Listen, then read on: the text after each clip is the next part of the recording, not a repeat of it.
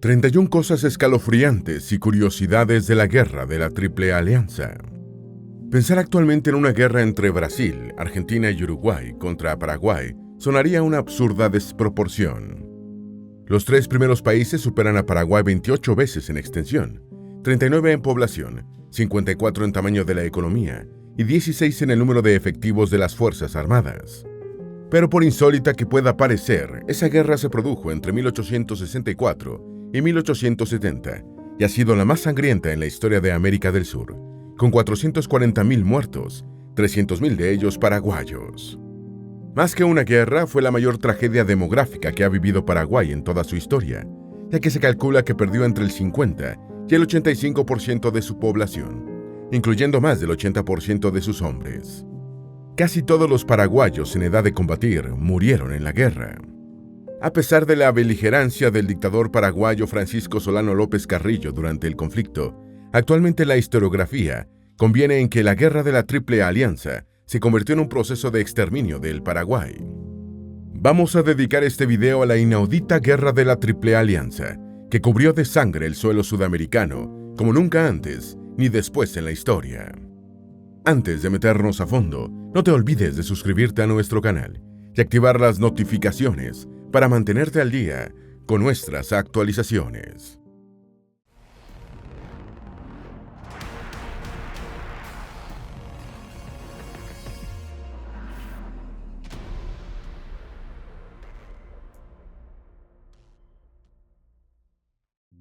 Número 1. Fue el primer tratado argentino-brasileño importante. La Triple Alianza fue el primer tratado de gran entidad suscrito entre Brasil y Argentina. Vitor Ixeso, historiador de la Universidad Federal de Río de Janeiro, señala: este fue el primer tratado de cooperación importante entre Brasil y Argentina. Era una carta de intenciones en la que se declaraba que las armas no serían depuestas hasta que el gobierno de Solano López fuera derrotado. Brasil insistió en que el pacto debía conseguir la salida del poder de Solano López en Paraguay, lo que bloqueó las posibilidades de alcanzar una solución diplomática. En efecto, la guerra solo terminó con la caída en combate del general paraguayo, dejando como saldo la despoblación de Paraguay y su ruina económica, así como la definición fronteriza de la región. Número 2. Brasil y Paraguay tenían disputas limítrofes. Actualmente Paraguay no tiene salida al mar, pero al comienzo de la colonización española y portuguesa de Sudamérica sí la tenía, a través de territorios ahora pertenecientes a los estados brasileños de Paraná y Santa Catarina, que le daban acceso al Océano Atlántico. La conflictividad entre Paraguay y el Imperio brasileño se cimentó en la apropiación por parte de Brasil de territorios tradicionalmente de soberanía paraguaya y en las indefiniciones limítrofes que caracterizaban a buena parte del mundo en el siglo XIX. Mientras el gobierno imperial del Brasil presionaba para que los paraguayos aceptaran las fronteras pretendidas por el Estado brasileño, Paraguay hizo algunas concesiones en el Chaco y otros puntos conflictivos. Sin embargo, Brasil no detuvo sus incursiones bélicas en las áreas en disputa, y la situación era crítica a comienzos de la década de 1860. Número 3. La formación de Paraguay como república generó conflictos con sus vecinos. Durante el periodo que siguió a la independencia de América, Paraguay fue gobernado por José Gaspar Rodríguez de Francia, un déspota ilustrado que ejerció el poder durante 26 años, primero como dictador supremo, de 1814 a 1816, y después como dictador perpetuo, entre 1816 y 1840. El doctor Francia, llamado Caray Guazú en guaraní, encabezó el proceso de independencia del Paraguay de las Provincias Unidas del Río de la Plata, del Reino de Portugal y de la Corona Española, procesos que dejaron fricciones con sus vecinos. Tras la muerte del doctor Francia en 1840, el poder pasó a manos de su sobrino, Carlos Antonio López, quien adelantó un proceso de fortalecimiento económico y modernización del país. Número 4. En 1862 ya había ambiente de guerra. Durante el gobierno de Carlos Antonio López, Paraguay incrementó su poder militar e intentó aumentar su influencia en un entorno internacional, lo que causó fricciones con sus vecinos, especialmente con Argentina. López redactó un pliego constitucional para cuidar que tras su muerte el poder pasara a su hijo, Francisco Solano López, y así ocurrió. El presidente paraguayo murió en septiembre de 1862, y el mes siguiente el Congreso eligió a Solano López como presidente de la República del Paraguay por unanimidad. La guerra regional estaba perfilándose desde antes de la llegada de Solano López a la presidencia, y entre febrero y abril de 1862 se había iniciado el reclutamiento de los hombres entre 17 y 40 años. Número 5. La guerra comenzó con la invasión de Uruguay por Brasil. La guerra de la Triple Alianza detonó por un conflicto entre Brasil y Uruguay. En octubre de 1864, Brasil invadió Uruguay con 12.000 hombres, con el pretexto de que el gobierno uruguayo no controlaba a los avigeos que perjudicaban a los ganaderos brasileños. El gobierno paraguayo declaró que la invasión brasileña de Uruguay era motivo de guerra, y el 10 de noviembre Solano López se apoderó del buque brasileño Columba mientras navegaba por el río Paraguay, haciendo prisionero al coronel Frederico Carneiro de Campos, presidente de la provincia del Mato Grosso, quien viajaba en el barco. El 14 de noviembre de 1864, Paraguay rompió relaciones con Brasil. Número 6. Paraguay avanzó por el Mato Grosso. La guerra tuvo dos fases bien diferenciadas y la primera estuvo caracterizada casi únicamente por el enfrentamiento entre Brasil y Paraguay. Aprovechando la debilidad del ejército de Brasil en el Mato Grosso, Solano López avanzó por el río Paraguay y por el camino de Ñaque, desalojando a los brasileños de varias fortalezas y colonias militares. Los paraguayos ocuparon Corumba en enero de 1865, mientras que los brasileños manifestaban una respuesta muy lenta a la invasión. Brasil no recuperó Corumba hasta junio de 1865, cuando los paraguayos la abandonaron, aunque los brasileños a su vez la evacuaron en julio de 1867 por un brote de viruela. Pasó de nuevo a manos de Paraguay, siendo recuperada por Brasil en agosto del año 1868, casi 4 años después de la invasión paraguaya. Número 7. El presidente argentino Bartolomé Mitre rechazó una petición paraguaya de cruzar su territorio. No obstante sus triunfos iniciales, Solano López tenía dificultades para conseguir una victoria decisiva, dada la inmensidad de Brasil. El líder de Paraguay pidió autorización al presidente argentino Bartolomé Mitre para cruzar su territorio y llegar hasta Uruguay, en guerra civil, a objeto de apoyar a sus aliados del Partido Blanco en su lucha contra el Partido Colorado. Mitre tenía buenas razones para rechazar la petición de Solano López. Si accedía, se involucraba en la guerra y, además, el presidente argentino apoyaba a Venancio Flores, líder de los Colorados y enemigo del caudillo paraguayo. Mitre había financiado el golpe de Estado de Flores, apoyado por Brasil, contra el presidente uruguayo Atanasio Cruz Aguirre. Además, Argentina permitía que los buques brasileños navegaran por sus ríos Paraguay, Uruguay y Paraná. Número 8. Paraguay le declaró la guerra a Argentina en marzo del año 1865. La entrada de Paraguay en la guerra de Uruguay ya era tardía. El presidente Aguirre había renunciado tras la caída de Paysandú, pero de todas formas Solano López creía que aún estaba a tiempo de salvar al Partido Blanco, lo que no fue posible, ya que Flores y los brasileños entraron a Montevideo el 20 de febrero de 1865. 5 días antes el Congreso paraguayo otorgó a Solano López el rango de mariscal, aprobó el resultado de la campaña militar en el Mato Grosso y cargó contra los porteños, a los que calificó como fracción demagógica de Buenos Aires.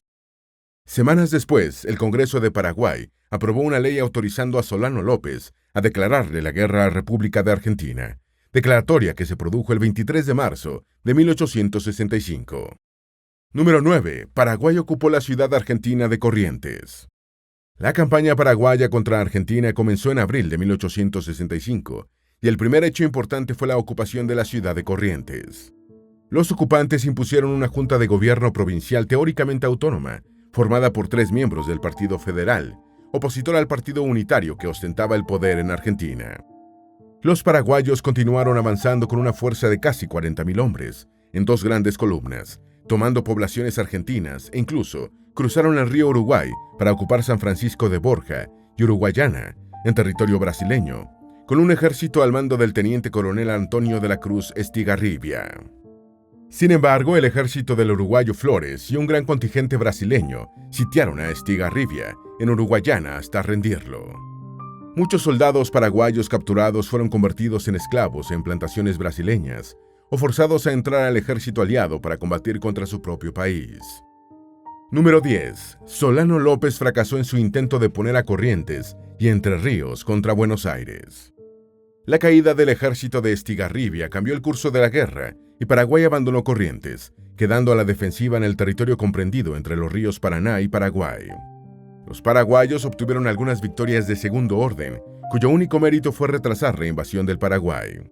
Solano López esperaba que los correntinos y entrerrianos se sumaran a su causa para luchar conjuntamente contra el poder central de Buenos Aires, pero esto no ocurrió, lo que puso más en evidencia la errada estrategia militar de Paraguay de dividir su ejército en dos columnas ampliamente separadas. Además, los comandantes paraguayos cometieron errores tácticos graves, por lo que su derrota se hizo inevitable. Número 11. Los paraguayos saquearon Argentina en su retirada.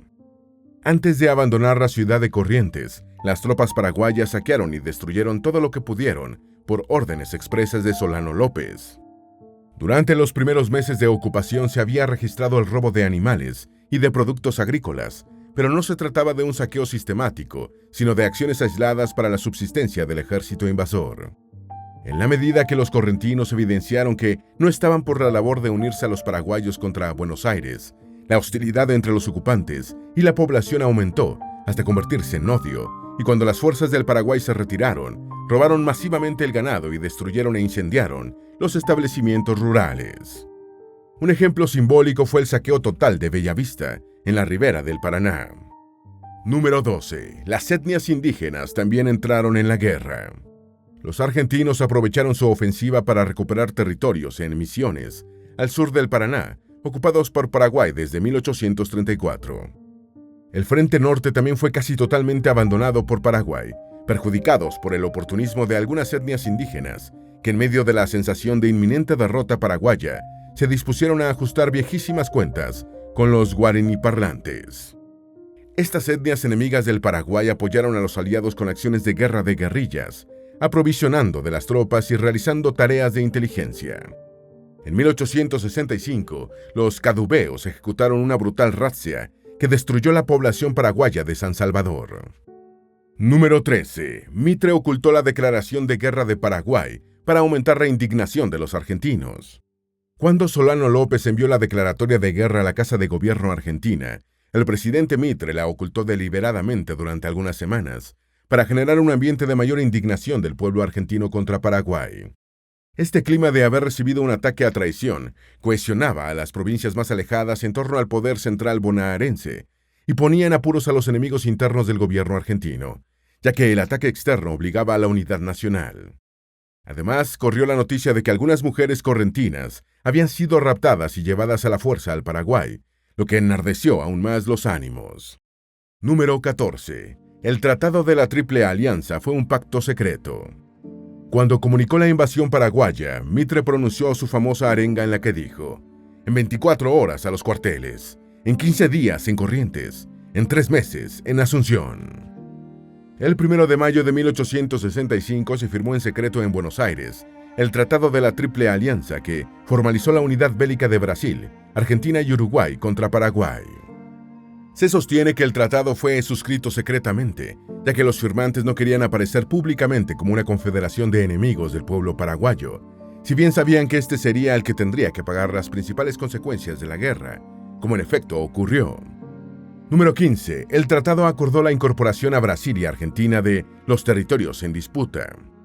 El Tratado de la Triple Alianza estableció el pago de los gastos de la guerra que se han visto obligados a aceptar, así como la reparación e indemnización de los daños y perjuicios causados a sus propiedades públicas y particulares y a las personas de sus ciudadanos. Igualmente, el artículo 16 del pacto especificó que los límites territoriales reconocidos de Argentina y Brasil tras el fin de la guerra se modificarían para incluir la totalidad de los territorios en disputa. Otros artículos agregados en forma de un protocolo especificaban el reparto del botín de guerra y de las armas del Paraguay, así como la destrucción de su infraestructura militar. Número 16. A los 3 aliados del tratado les convenía la guerra. Ninguna de las 3 naciones del tratado estaba preparada para la guerra, pero existían factores internos que la favorecían. Brasil necesitaba recuperar su deteriorado prestigio y distraer a su opinión pública, después del humillante tratado que se había visto obligado a firmar con el Reino Unido, tras la ruptura de relaciones por un incidente naval. Además, en 1864 el imperio brasileño atravesaba por una seria crisis económica en la que habían quebrado numerosos bancos. Por su parte, los gobiernos de Argentina y Uruguay eran recientes y no habían logrado conseguir la autoridad necesaria para asegurar su supervivencia, teniendo que enfrentar repetidos alzamientos en la periferia.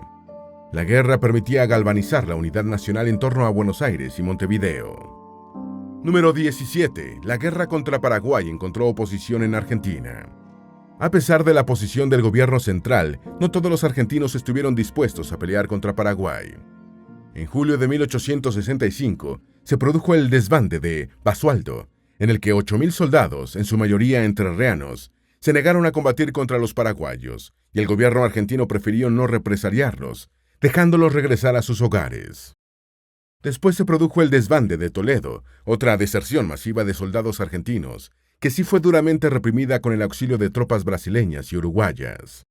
El general Ricardo López Jordán, uno de los opositores entrerrianos a la guerra contra Paraguay, había escrito al general Justo José de Urquiza: «Usted nos llama para luchar contra el Paraguay. Nunca, general. Él es nuestro amigo. Llámenos para luchar contra los porteños y brasileños. Estamos listos. Esos son nuestros enemigos». Número 18. La guerra fue haciéndose impopular en Argentina. En noviembre del año 1866 estalló en la provincia argentina de Mendoza la Revolución de los Colorados, que rápidamente se extendió por las provincias de La Rioja, San Juan y San Luis. Mitre tardó más de un año en neutralizar esta sublevación, y en ese tiempo Argentina desatendió su guerra con Paraguay.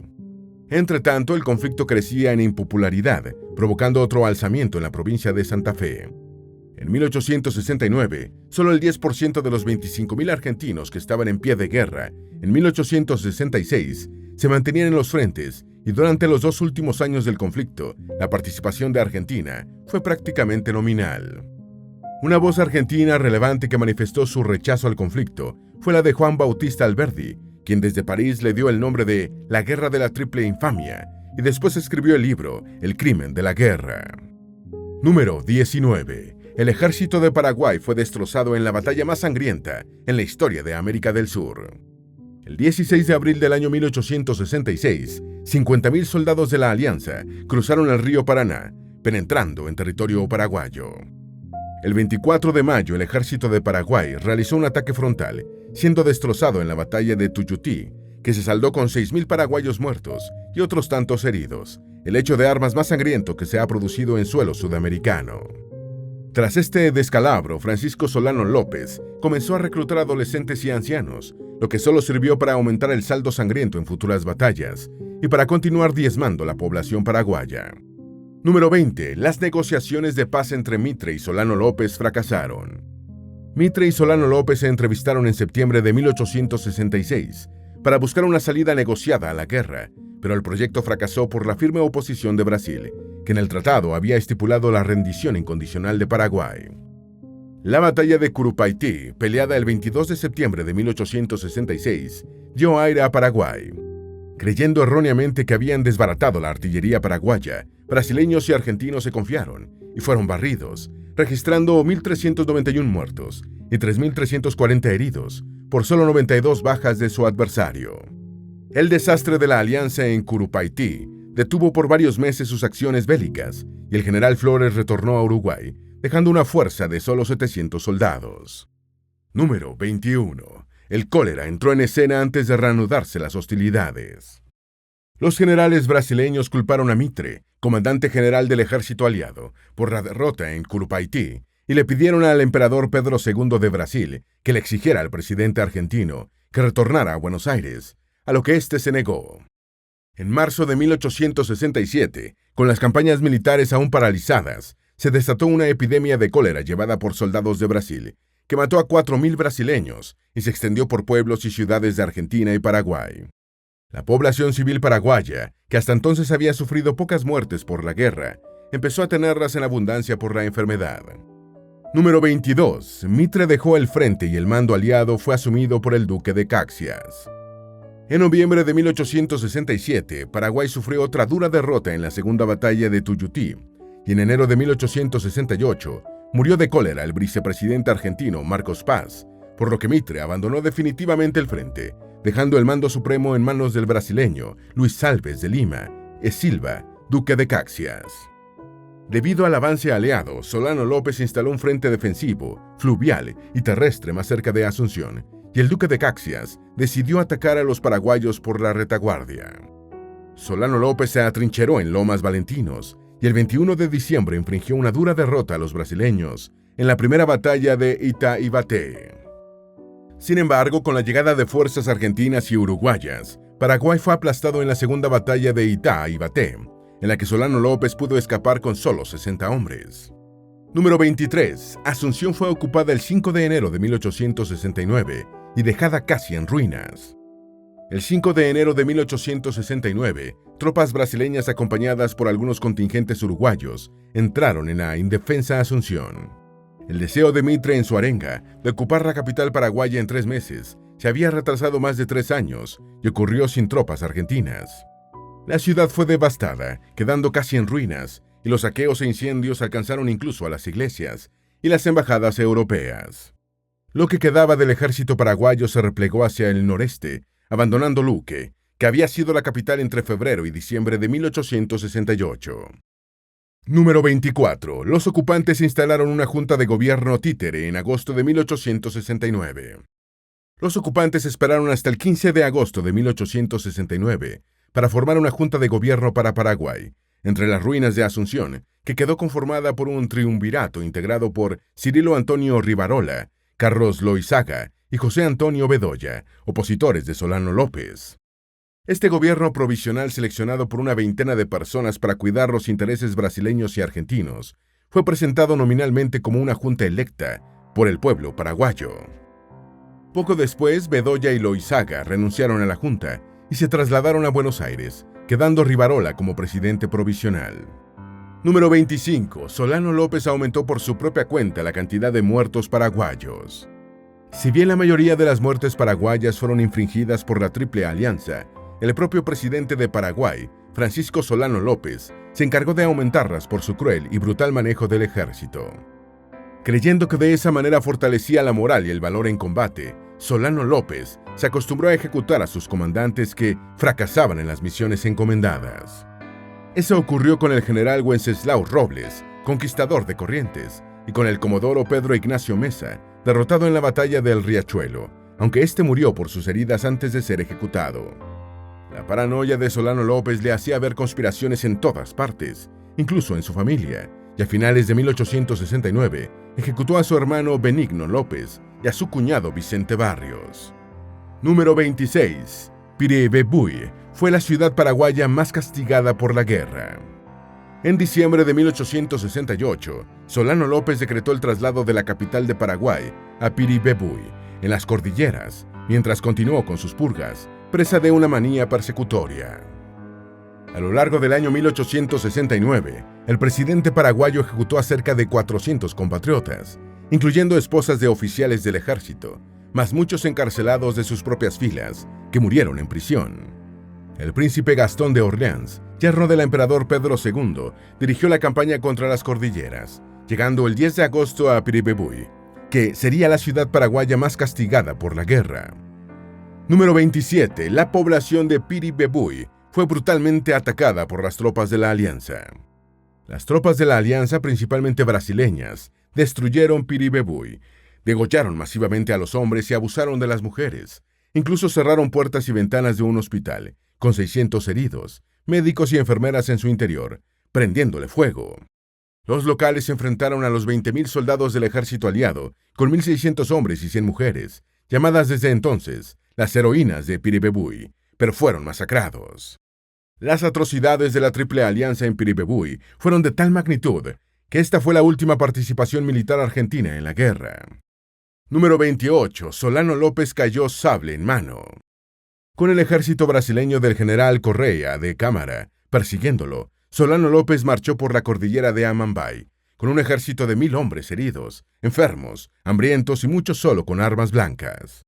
Las tropas brasileñas alcanzaron a las paraguayas en Cerro Corá, donde el líder paraguayo recibió un lanzazo en el vientre y un sablazo en la frente.